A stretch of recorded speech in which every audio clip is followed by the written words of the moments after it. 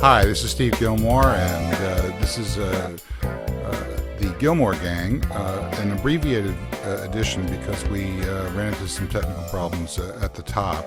And I just wanted to say that our guests today are Danny Sullivan of Search Engine Land, Saul Hansel, formerly of the New York Times and now the program director, well, we'll find out from him, of AOL's Seed.com. Andrew Keen of Andrew Keen fame, and Kevin Marks. I want to thank in advance the sponsors of this show, which is Rackspace, so without whom, and especially with Rob Legess's help, this entire edition of the Gilmore Gang would not exist. And also the TriCaster folks at NewTek, without whose TriCaster, this show would also not exist, at least not on video. So I want to thank you, and I hope you enjoy the rest of the show. Thanks.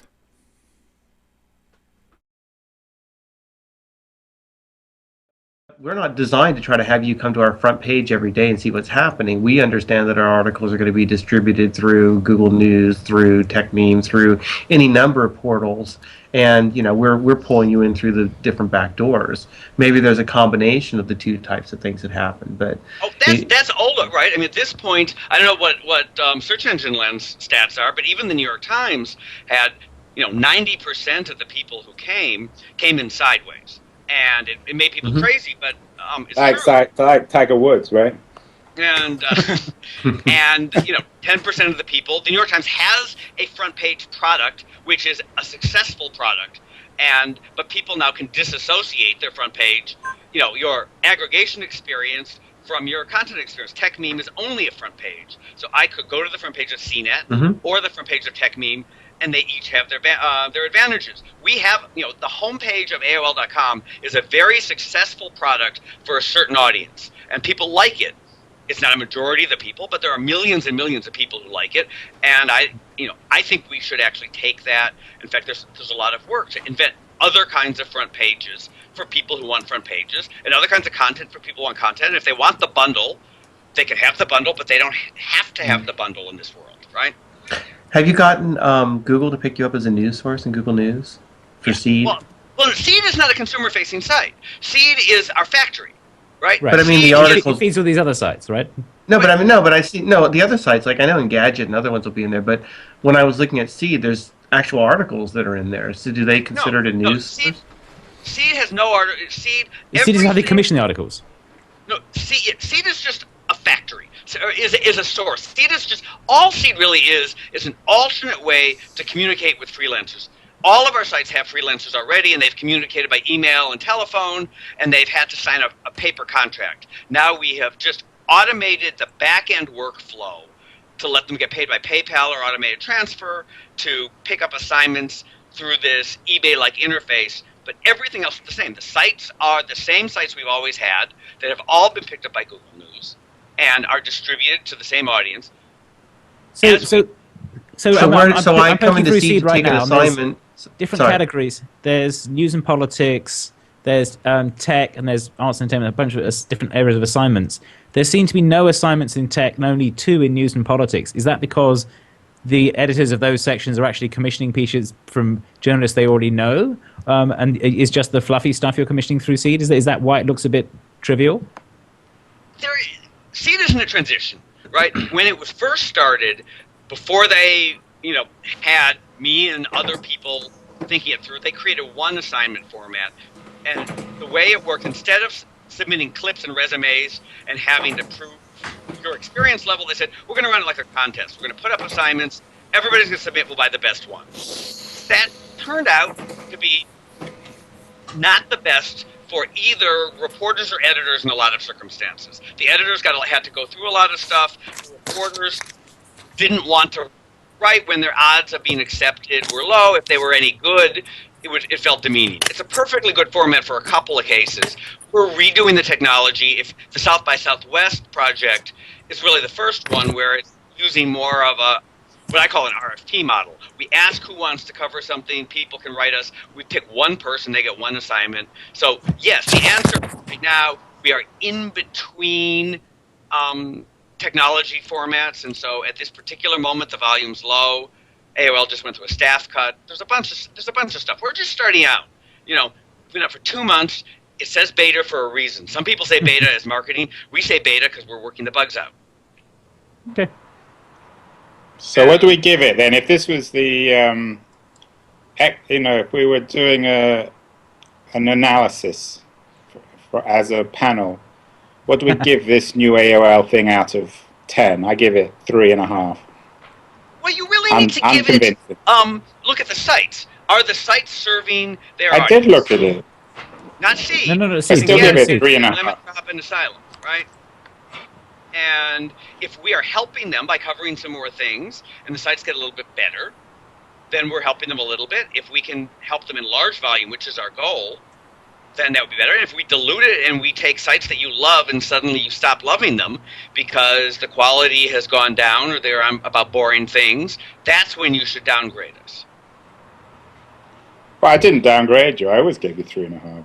So I'm looking at the spinner.com assignment for the South by Southwest music thing. Yep. And it says fill in this form here. Actually, it doesn't even say fill in the form. It says write an email with things. It's a step back down from that.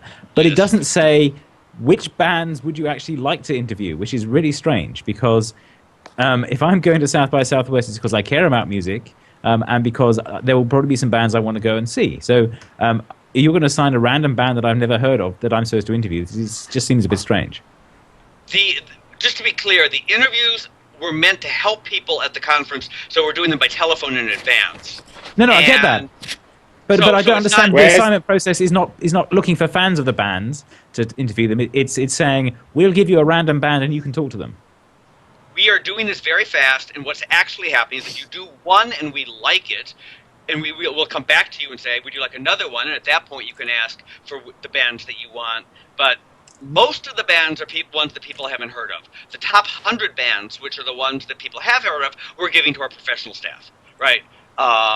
Because we want to make sure that the content is the best, and so the top bands are going to be interviewed by people who've been doing this full time for their life, and all the new bands, which you've never heard of and nobody has, that's why they're at South by, we're going to have an interview with them when nobody else has anything about these guys other than their MySpace page, and we're adding value to the world. If you read the comments we're getting from creators, they're really enjoying doing this. This is an opportunity that people haven't had. Almost everybody's asking to do a second one. That's another indicator that we have. I mean, we're going to go back and we're going to survey them, and we're going to try and really understand what we're doing and how people like it. I want to have people having a good time, right? But I need to make mistakes. If you sit there and get all the answers, No. I'm just do anything, right? If we aren't making big, bold mistakes, we're never going to accomplish anything, right? If we're not risking your ridicule, if everything was buttoned up, I know we were going to fail. Yes. You sound like a startup guy, but you're part of a real company. This is what's so weird about this. Is this huge company that... hold on, wait a minute. Is this huge company that clearly doesn't know what it wants to be when it grows up? It's already grown up about 7 times. And you sound like someone who's just got their first round of $50,000. I take that as a compliment. Well, I don't mean it as one. I think that lots of companies, and AOL turns 25 in about a month, get stuck in what they're doing. I actually think AOL's strength, Steve Case's strength, was turning on a dime, right? He went from a per-minute business model with rev share to content creators to a flat fee model where the content creators paid him for distribution, in 6 months. And both of those models were the right one for their time. He made a bunch of things that people will call mistakes. Other things happened. It was not a good story for the last 10 years. But a little bit of flexibility in a pretty dynamic market doesn't seem like a bad thing. And I think there's a lot of energy to try and do cool stuff. Danny Sullivan. Danny, do you see any kind of relationship between AOL story and Microsoft? In terms of Microsoft trying to succeed in search, or just in general? Did a real good job for 15 years, 10 years ago, and then stopped doing a really good job. part of me feels like AOL's better days are long behind it. It brought a lot of people out onto the internet.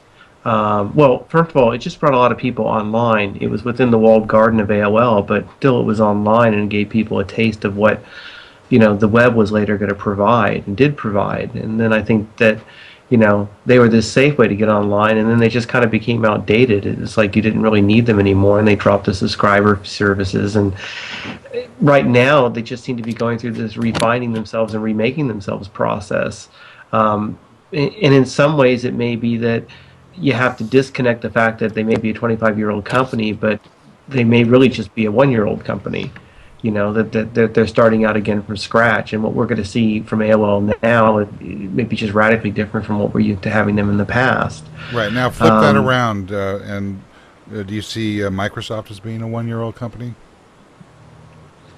Well, that's interesting. Yeah, I mean, in search, which is what I cover the most, I think you could say that Bing really was them kind of starting off from scratch in a lot of ways. I mean, they got some deep pockets to go behind it, but if you looked at Bing and looked at it as if it were a 1-year company coming into the space, yeah, they are much more successful with it. So, yeah, I think that could be a fair enough analogy. And what about they invented the tablet 10 years ago. They did. And now it's been reinvented by Steve Jobs, and at least in my opinion, far more successfully.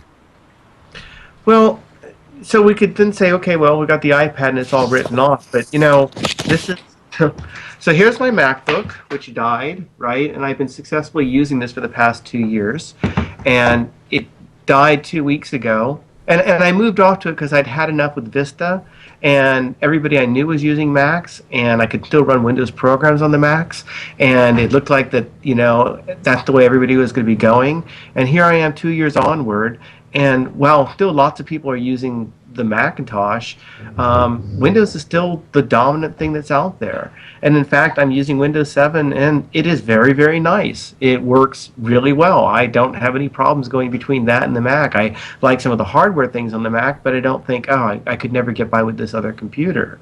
So I think that Microsoft has a lot of power and a lot of potential, and even if they didn't get the tablet right the first time, it doesn't mean that they can't get the tablet right if it becomes more popularized through Apple. I think they've got a much bigger challenge. They've been trying to do the same thing with the Zune, and it doesn't seem like the Zune has really taken off. Now they're trying to bring the Windows mobile phone back and with the new edition and see how that goes. And I don't know, I think that's going to be a harder thing to do, but you also look at people who get frustrated with Apple. Hi, I'm Apple. We can't have sex apps because we don't want our store to look bad, even though people may want that anyway. And hi, I'm Apple. I want to control this and I want to control that. And so to some degree, they can tap into the seesaw that happens. And I certainly wouldn't write them off. Oh, sorry, Andrew. I had you shut off so you could rustle your papers and have your dog bark. Go ahead. You were saying? I think you really are being now the Hegel of Daily City by making the connection between AOL and Microsoft, because it is a very that's a real reach. I mean, come on, what are you talking about? You know what I'm talking about. Sad to say, Microsoft makes a little bit more money and can put many more billions into building and buying a search engine. Yeah, but Apple has got they're piling up a lot of cash. They're coming to the marketplace with what I consider to be, a transcendent device, which is going to change how everybody uses their computers from here on out. And Microsoft is busy playing catch up. But can I ask you a serious question here? Now, really, of course, because all my questions are serious. What is financing this? I mean, I had lunch with someone in New York a couple of weeks ago, and we were talking about AOL. And they said their core business is still the dial-up business. I mean, is all this content stuff being financed by the little old lady in Omaha who's still paying $9.99 to get telephone connectivity? That is still a profitable business. There are, I forget the number. But so is that what's still driving? Just as Microsoft is, the Bing thing, all the billions on Bing is being financed. Please don't use my analogy, Andrew. Don't use my analogy after Okay, I won't use your analogy. I'll use my own analogy. Is is AOL financing this content thing through its core dial-up business? To some extent, absolutely. And wouldn't you, if you had a business that was declining, wouldn't you use whatever profits you made from that to go build something new? No, What else I'm would you not. expect anyone to do? Yes. No, I'm not. Exactly I'm what we not are doing. Yeah. criticizing. I'm just trying to make sense of what's happening here. You were criticizing. I You were wasn't. suggesting you gave it a 3. Out of No, 10. but that's different. I criticize the business. What I'm curious about, I don't think it works. It still doesn't convince me. Well, let me just ask you this question, though. Right? So, I think the analogy, Steve's analogy, makes some sense, right? So clearly, in 1999, both AOL and Microsoft were a lot more powerful in their respective markets than either of them is today, right? So that's true. AOL has had sort of a bigger slide, unfortunately, but they that's the story. Here's what's different, right? When you say, okay, who's Microsoft competing with? Apple on one side and Google on the other. And those guys are just doing great. They have powerful, profitable businesses, market value, consumers who love them. If you say there is a content business, right? People are going to write stuff. Who are we competing with? Who is the Apple of journalism? Who's the Google of journalism that we are competing with? There's lots of good people. I mean, the New York Times does a wonderful thing, but they're struggling with some issues. I think they're going to be fine. Who's doing better? Who has a better chance than we do to take advantage of the media and technology market of the future to help inform people? Demand on Okay. the one end, and then the New York Times on the other extreme, right? And everyone else in between. So, everybody together, do you think that demand by itself and the New York Times by itself, without either using the methods of the other, will end up doing better than somebody who may have some of the strengths of both? It's hard to do everything, though. I think that's the problem. Well, take that and switch it over to Google versus Apple. There are two different models for it. One is closed, highly designed, and sophisticated, appealing to an elite audience that keeps buying upgrades. And then you've got Google, which is we just lost Danny, I think. Oh no! Can you hear me? Yeah, no, it's okay. We had a test pattern, which was interesting. And then you've got Google, which has an iterative cloud-based software over the wire or over the air upgrading model based on advertising. And the two of them look completely different, but they're both converging into the same model. They're both going to do it all. So, I mean, I guess I'm rejecting Andrew's thesis that you can't do it all. I think that the successful companies who have enough ability to be able to finance inroads into the competitors' architecture, they, in fact, can do it all, and they'll both be successful. Anybody want to comment on that? Danny? I'll go out on a limb. Yeah. I don't know. I don't know that if you're trying to do it all, that you're going to be successful as if you focus on one particular thing. I think if you look at AOL, for example, I think Engadget is successful because they focus on gadgets and consumer technology and stuff like that. And I think that if they tried to go broader than that, they wouldn't be as successful. I think that when you look at something like the New York Times, they're successful, and I think they are successful in that, their job is to be a place for people who want any kind of general news that's provided that's out there. And I don't know, I think when you start trying to get too many things, yes, you can lose focus, and you can possibly start having problems where you're trying to figure out how everything's reinforcing everything else. I guess that doesn't mean that I think that demand media is going to go away or demand media is going to eat it all. I think everything will find its own different place. But yeah, I do What tend to is think. demand media? I never heard of it. Well, Demand Media is a service. They're primarily known for eHow, and they've taken a very algorithmic approach towards producing content that they can tell people are searching for and that they can tell that they can monetize. So they've got sophisticated tools that'll tell them, hey, we've had this many people who we can tell are searching for information about X topic, and we know that we can make this amount of money off of that topic if we had some content, especially content that started ranking on the search engine. So somebody go out there and write an article about how to fix your toilet, or how to fix this, or how to fix that. So they produce all this kind of content, and they're known as a content farm because you're almost like planting giant crops of content. Sometimes they're great crops, sometimes the crops aren't so good. That's the big criticism that they And how do have. And there's a people lot find this content? through Google and the miracle of Google taking you to good content. I mean that's one of their primary ways that they get traffic is that they try to produce this content that's out there, and then they hope that it starts ranking well in Google, and So it sends them. these are the people that actually click on the Google links. These are people who do searches at Google Yeah, and I've heard click, of and them. they Have you ever met they're- anybody who clicks on a Google link? only on the ads, and they all work for Google. But the stunning Because thing about demand is how little they pay. What is it, Danny? They pay, is it Very little. $5 for a 500-word piece? It's like slave I mean, that's- labor.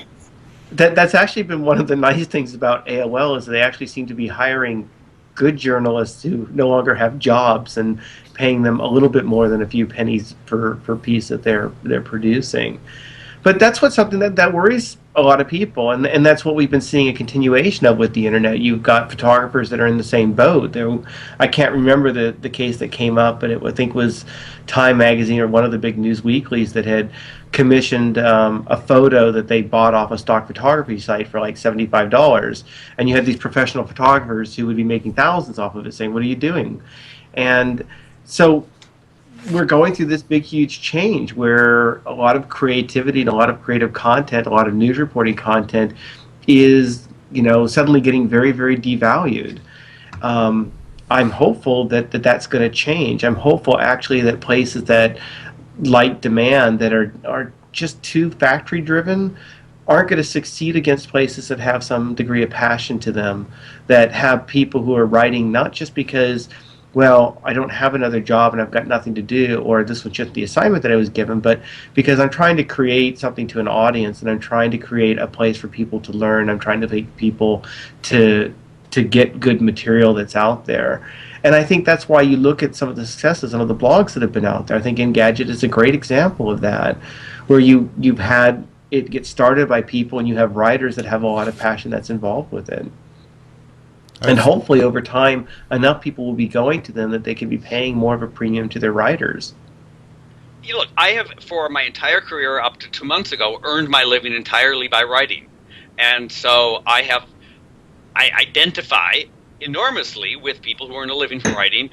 But at the end of the day, I believe that you can't wish that the world were like the way you want it to be. You have to take the world as it is and then do what you can. I could say I'm the world's best travel agent, but essentially travel agents have been replaced by a web interface. They aren't needed. The internet is changing the rules. It is lowering the pay for lots of people, and we've got to figure out what to do. The supply and demand are going to adjust. There is more supply of content. People are spreading their interest out over more different points because they can.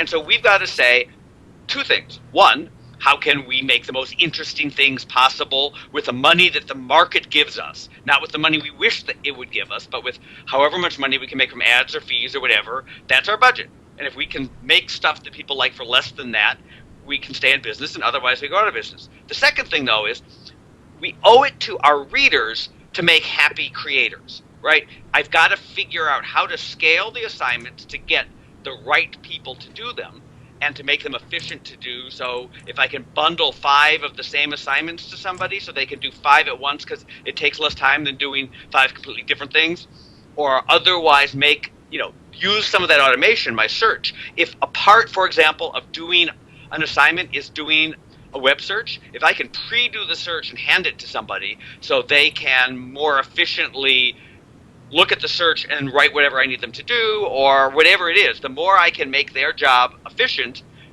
for them to do where they really add value, the better they're going to do for me, and the better they're going to do for themselves. But you But have to if you take the world the way take it is.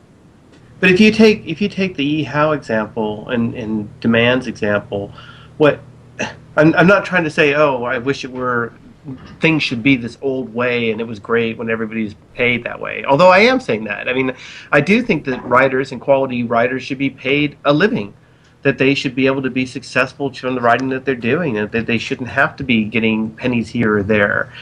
And Hollywood what I makes think, that case in the record industry makes that case in Congress, and if we could take that case to Congress and say all writers should have X amount of pay, as a writer, I think that's great. The record business didn't make that case. yeah, but what I'm saying may happen is you have eHow, for example, realizing, okay, we're going to do this, we're going to generate this money, and we're going to do all these kinds of assignments. But what I'm hopeful is that you actually get some smart writers who look at this and say, you know what, I've just done these 20 assignments in this month, and I've managed to make all of $1,000. I'm going to stop doing this for somebody else, and I'm going to do this on my own site, because that's what you do. I've got tools that make it easy for me to put all this stuff up, put all the ads up there, and wow, I've just written the 20 stories now, and I've made $2,000, or I've made $3,000. Right. I think that's really the thing that I see coming with the iPad, and I'm using the iPad as just a generic term for what this type of device, because we'll see one from Google and we'll see one from Microsoft if we haven't already, is the ability to be able to nail yourself up as a contender in this information space. For little more than a lot of work and time on your part.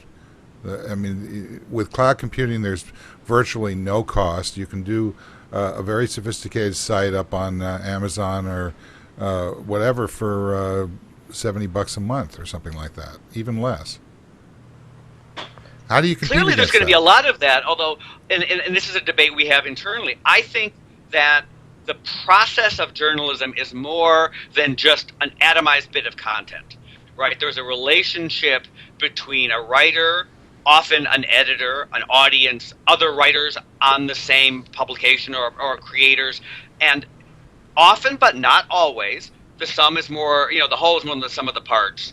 But only where that's true does that ecosystem matter. One of the things that we can do at AOL, I hope, is you're sitting there working for Engadget and you discover a trend. You can do what the New York Times did very well, which is say, hey, this is bigger than just my job covering cell phones, and you rewrite it for a mass audience, or you get the permission and the space to do the investigation. The process of being in the field, learning stuff, out there, talking to people, where you get smarter every day, is a process that leads in lots of directions. And one of the things we have to do, we do a little bit now and we're going to have to do a lot more, is draw from that, from the people. We've already started hiring people from Seed and making them columnists and giving them regular contracts. For us to succeed, we have to make the whole ecosystem smart and draw the intelligence of the reporters and the engineers into all the places where it can be useful. No. All right, It's hard. I want to switch gears just a little bit Yep. because we're going to run a little long today because of some technical problems we had at the beginning of the show. So, by Is the way, AOL the sponsor of this? They just got 2 hours of free. A free abuse, yes. I've been trying to get Free Saul. abuse. Exactly. When Saul, Yes. when I finally caught Saul, the only reason he's on today is because there's a massive snow day in New York. Number one, because as by his accounting, he is always wrapped up in endlessly boring meetings in his new job. So I welcome the opportunity to have him do as much of a commercial as he wants. But when he did, when we spoke today, he keeps saying about how he's going to get all this. He welcomes all this abuse. So now I know what he was talking about.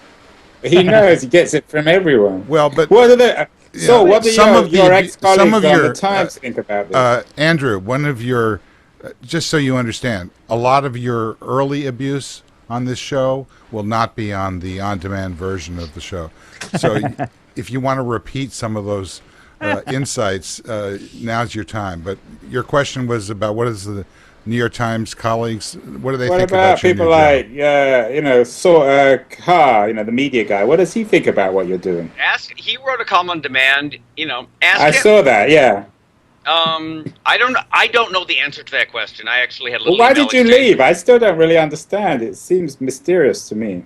I'll tell you why I left. I left because I spent 15 years watching people build things and be creative, and it was a great job. I loved every single minute of it, but I was in the front row seat. I wasn't on stage. I wasn't building something, and so I think that it's not guaranteed, but I think AOL, with him leading it, has as good a chance as anybody in building something that we all can be very proud of 10 years from now, that are going to really help people and help solve some of the problems of journalism.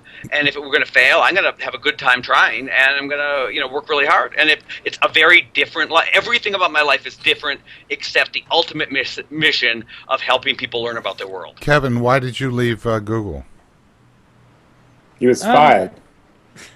Same kind of idea. I mean, I left Google because I felt that I'd done a lot of the stuff I was trying to do there, and I wanted to try and do something different. Because I didn't feel that the stuff I wanted to experiment with was going to get supported there. I'm recognizing this, being at BT. There's some parallels there. Sure, BT has a lot of revenue from selling wireline telephony in the UK, and that revenue is shrinking. But it's also getting a bunch of revenue from other sources too. And part of the challenge is saying, as this revenue source goes down, how do we find another one that's going up? And that's part of the interesting part of reinventing telephony here, and saying, okay, there are all these people out on the web who have devices. How can we provide telephony services to them, even though they don't happen to be in the UK and wired into the ground? That's interesting, and it's something that you can use the money from the old part of the business to invest in the new businesses. And I think that's something that is entirely possible. So that I have some sympathy for the AOL approach there, and yeah, go ahead. Sorry. And in some cases, it's easier to be, in a slightly different business that realizes that Google is in the business of making money from search advertising. That is, a huge preponderance of the revenue they make. They are making some revenue from other things, and it adds up to $1 billion or so. So yeah, it's a significant business. But that is the dominant thing that they think about, and that's their their source of revenue. So that does drive a lot of what they do. So I wanted to switch the subject just a little bit and talk about, or hear your guys' thoughts on. And by the way, the sound in the background is the entire Pacific Ocean coming through my studio window. I wanted to know what you think about this sort of shrill environment that we have right now, characterized by Dave Weiner's paranoia or leadership role in saving us from the big companies and patents.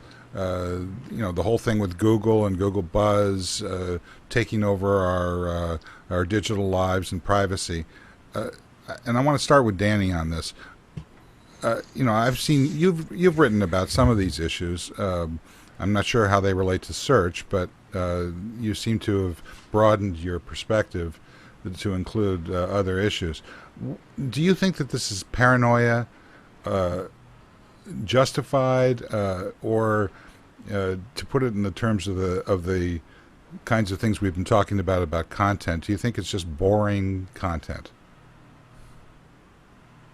No, I mean, I have some of my own paranoia. I mean, I've spoken before that I feel like suddenly I've become squeezed between Google and Apple and Microsoft, and I'm running around wondering who's my underdog or who's my safe haven. Suddenly? I mean, it's always been like this.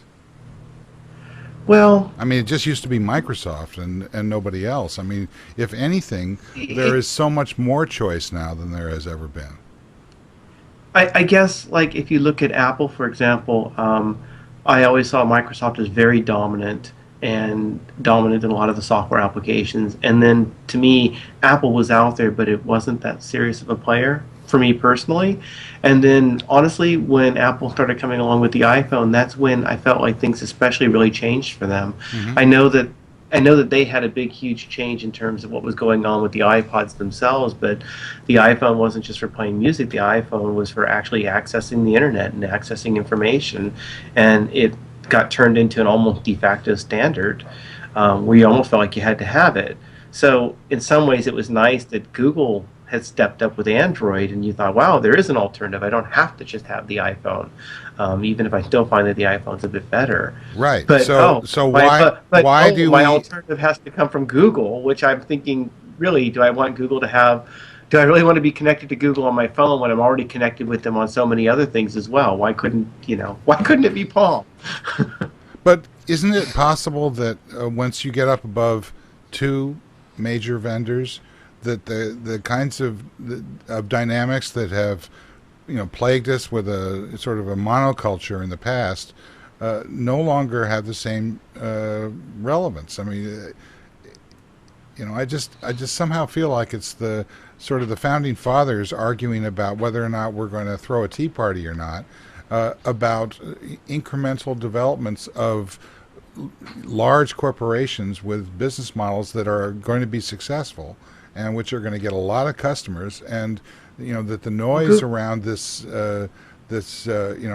woe be all of us because we've given to these companies too much power. I mean, it's not incremental, and I think what's happening is that these companies that used to be much more contained in particular areas have grown, and they're almost turning into our auto manufacturing facilities, where we're going to have our GMs or our Fords or our Toyotas, and this is going to be them. I mean, Google was a search engine, and they provided search, and suddenly they turned into providing ads all over the web, and then they were providing the ability to host your documents and your spreadsheets, and now your phones, and now your freaking operating system. All this is coming from Google. There's no end to what Google wants to do. Google wants to be this ad technology company, and it'll do whatever the heck it wants. And if you go over and you look at Apple, I mean, Apple used to make computers. They still make the computers, but then they evolved into the music devices, and then they evolved into the iPhone, and they evolved into the iPad. And as part of making the music, suddenly they're cutting music deals. Suddenly they're almost like a content provider or a content gateway. And we're seeing the same thing happening with ebooks, right? I mean, they have enough power, Apple, that they don't even have the e-reader live, and yet they managed to cause Amazon, which has had an e-reader for much longer and has actually been a player in the book space much, much longer than Apple, to have to turn around and renegotiate or redo all the deals it wanted to be doing. I mean, that's an amazing turnabout from a company that was supposed to be building computers. That's what they were supposed to be, a computer company, right? They're not that anymore. I don't quite know what they are, but they're not just a technology company. They're not just a hardware company. And you've got Microsoft they said they're over a here. portable device company. Their new pitch from Apple was, "We're a portable device company," or something like. There was some phrasing that they had, which basically says we're building things that are iPhones and iPods and iPads, and computers too, but focusing on things that people carry about. And that was their way of expanding their category to cover more realms, which they did very well. Saul, jump in on this. Sure. Well, this is the sort of debate that has been going on throughout American history, because there have been people against the banks or the syndicates or whatever, and for good reason sometimes. And there have been economic conditions that have led to centralization of industries, since John D. Rockefeller put together all the oil companies. And so it's the same debate, and the same arguments on both sides essentially are true, right? How bad is it that a handful of companies make most of our, you name it, food, transportation, cars, communications? It leads to higher prices, lower choices, but we have oligopolistic competition, so there's some innovation. It's not my issue, but I'm not dismissing the people who care about it, and I believe in good antitrust policy and good, structural policy to help people compete fairly. I think some of what Julius Janikowski is doing at the FCC will end up being good to create, some sort of open playing fields. I'm not terrified about Google. I think they've been able to compete with Microsoft. They have undercut Microsoft's monopoly at least as much as they have made their own. I think that most of these companies earn what their centralization, even Microsoft, which did some illegal bad things, that was on the margin. If they didn't do any of the things they got in trouble for, they would still have exactly the same market share of Office and Windows. They earned that with their customers because the customers wanted standardization. They were the best standard around, et cetera, et cetera. But then again, look, I went from the New York Times, which is establishment, to AOL, which is big or something, right? Even if it's a startup. So that's my take on the world. All right, and Andrew, and then we're going to wind it up after this because I know several of us have to move on. I'm going, by the way, to see David Sanborn tonight at Yoshi's in Oakland. He's got a great new record, and I hope you listen to it. Andrew? So, what was the question? The question was, are you bored by this incessant ranting on the part of Internet founding fathers about the dangers of being overwhelmed by a 2 or 3 or 4 horse race for consumers getting free content and free information and being able to even jump on themselves and become content generators? Well, you may remember I wrote a book about this. Yeah, but you've denied most of it. So what part of Not your next publicly. book is going to... Not publicly. So where have I denied it? So in other words, you think that it was an interesting topic 4 years ago and that it's been beaten to death since then, right? I've talked a lot about it, so it's hard for me to get that excited. I definitely think that this comes... Actually, Saul disproves my argument, unfortunately, because I like to think that large companies are innovative. I'm not convinced AOL is very innovative, but I think Google's quite innovative. Apple is clearly innovative. I mean, my theory about innovation is it comes from authoritarian characters. That's the interesting thing about Jobs. It's what makes Apple successful, is because he's highly authoritarian. So I'm not sure if it's got to do with the size of the company. It has to do with the size of the ego of the person in charge. The bigger the ego, the more authority, the more people fear that person, the more likely they are to innovate. No, I don't think that's true at all. I think, it's Shaw's the only progress is made by the unreasonable man. You can argue that one, but if you have someone who has sort of massive dictatorial power, they can make stupid decisions and choke lots of stuff off. Apple has choked off a lot of stuff. There were a lot of interesting things that didn't ship when I was there because it was decided, no, we're not doing that, and there wasn't a way to go around that. Now, yeah, they have focus. They're focused on the hardware and the devices, and they're good at that. But to say that's the way they innovate, that isn't, that doesn't work so well. The thing that Google does is they try and do lots of things in parallel. They try and say, okay, we want to contain the universe and have lots of things going on at once. And that ends up being very chaotic in case people say, well, why are you launching Wave and Buzz and this and that and that? And it's like, we don't know which one's going to work. We'll chuck a bunch of them out there and see which one fits. And in some respects, it's because they have the chance to do that because they're doing software.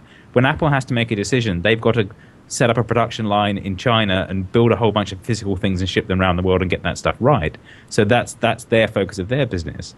Whereas Google is in the business of being able to do lots of things in parallel and see which ones stick, and trying to simulate a startup culture within the company. But that's so also very different that's routes. also with Google.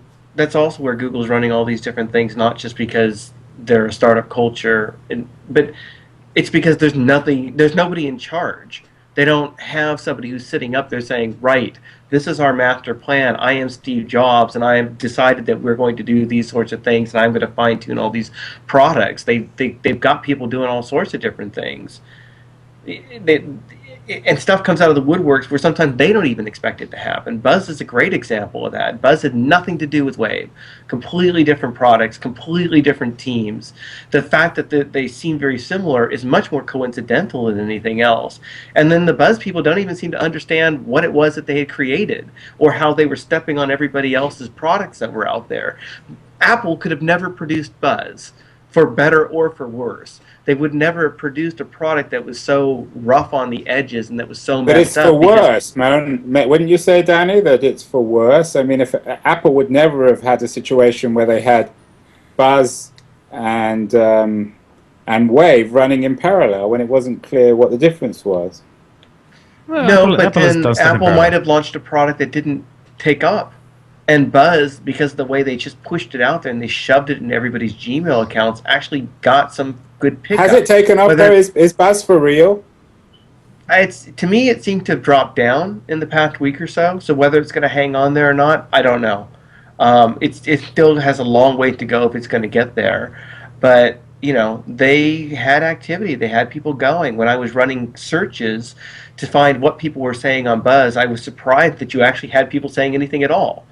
Like, I could do searches on the Olympics, and I could see people were posting right within their Buzz accounts to talk about things that were happening out on the Olympics. So, yeah, I think that they actually did come out with a credible alternative to Facebook and to Twitter in the status space. And in fact, they've done that before and more successfully at this point than either Yahoo or Microsoft have, which are the people that they're competing with.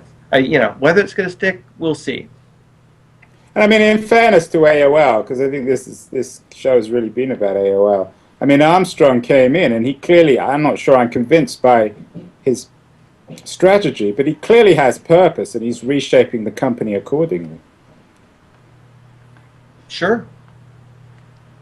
Okay, I mean, I don't disagree with that. I'm going to leave it there. Sure. This is Steve Gilmore. I want to thank Danny Sullivan. I want to thank Andrew Keene. I want to thank Saul Hansel. I want to thank Kevin Marks. I want to thank Robert Scoble for being on a plane so that he couldn't attend the show. And I want to thank everybody who showed up, and especially those who didn't. We'll see you again next time. Bye-bye. Bye-bye. Thanks. Bye.